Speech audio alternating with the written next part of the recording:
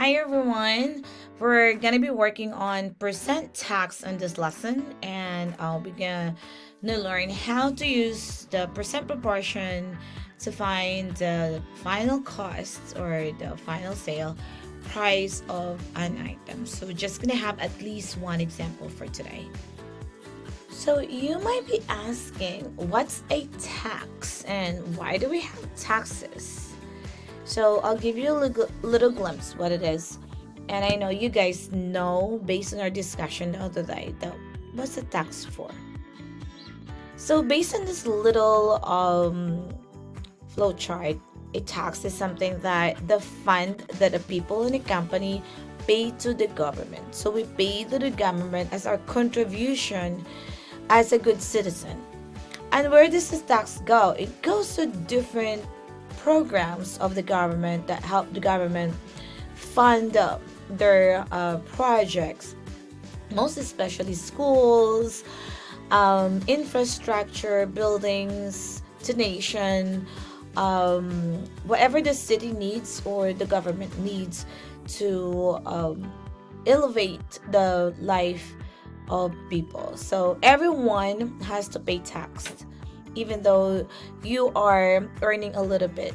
But here in United States, you guys or we get a tax refund if we pay more or we need more than what we give.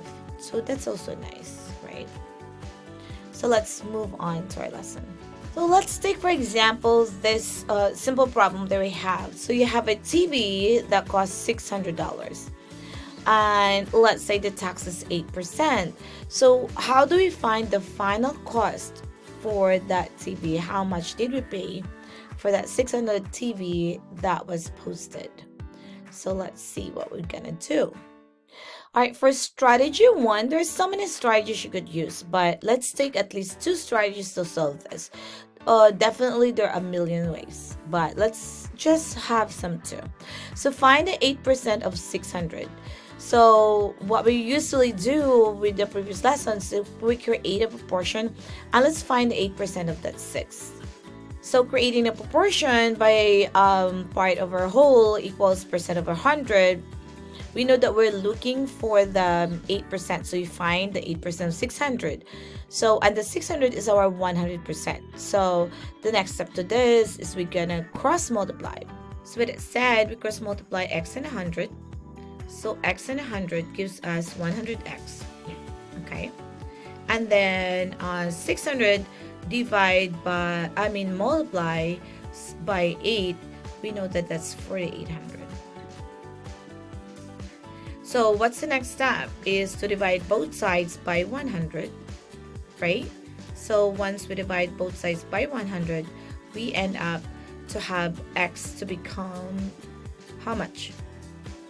All right, so now we divide both sides by 100, we end up of x equals 48. So you could all just cancel this and you cancel that.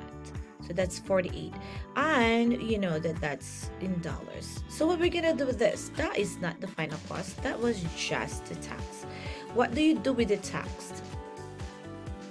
If you said we add it to the final cost, then you're correct. So then we add it to 600, right? So now we have 600 plus the tax, that is 48. So the final cost of this TV, don't forget your dollar sign or your peso sign, wherever country you're from, 648. Okay, in this case, it's $648 because it's in dollars. If it's in peso, you put peso. So again, strategy one, find the percent tax and add it to the original price. I mean to the posted price or the sale price, whatever it is, and it becomes our final cost. All right. So let's look at another strategy. Let's do strategy number 2. So for strategy number 2, I'd like this one because it's just gonna go straight forward. So we know that 600 is the total, the original cost, and that will represent the 100%, correct? Okay, so it means the final cost will be the 100% plus the tax, that is 8%, that gives us 108%. So the final cost with the tax becomes 108%. We're gonna use that idea to create a new proportion. So we're gonna create a percent proportion. Remember, I always tell you that part over whole is percent over 100. And I also tell you that it's possible to get more than 100%. So since it's the total, and this becomes our 108. You will ask me, why is that bigger number becomes the numerator? It is okay, because usually our denominator for percent is our whole. Okay, so we know that we're looking for how much is the 100%. So we could just say that 600 is our 100%. What do you do next here? Definitely we know that we're gonna cross multiply. Again, that becomes 100x. And also we cross multiply this. All right, so using your calculator, you're gonna get 648,800 or 64,800. You multiply that using calculator. The next step we're gonna do is we divide both sides by 100, because we need to isolate the x. We need only the x. So I love color, don't mind me. So 100 divided by 100 is 1, so what remains is 1x. And here we could just divide this, but you don't really have to do long division. You're just gonna cross this out. That's the same. Then 648 divided by 1. And I will not forget that that is $8. If the unit is in dollar, I'll place in dollar. This is it. So we could do just straight percent increase or percent proportion, or we could also use the one that we had, the finding the text first and then add it up. You could use that. You definitely can under another shortcut that you guys know how to use, so that is also fine. So there you go. You could always replay. All right, so let's take a short quiz and take this quiz. I'll put it up.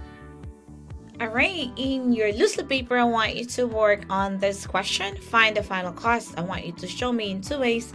Definitely one way should be percent proportion. The other way, you could use whatever way you like. And the cost of this grocery and maybe other more groceries that's behind that is $200. And the tax is 8.5%. I wanted to show me 2 different ways of solving this problem. Good luck. Alright, so if you did solve the problem and you have your answer this way, you find the 8.5% of 200 to become the tax, and then you add it to the price and you pay 217, you are correct. Or you could also do the strategy 2 using the percent increase with percent proportion. That will also be great. Alright guys, good luck. I know our next lesson will be discounts, so get ready. Alright, bye for now and have a good day. Bye bye.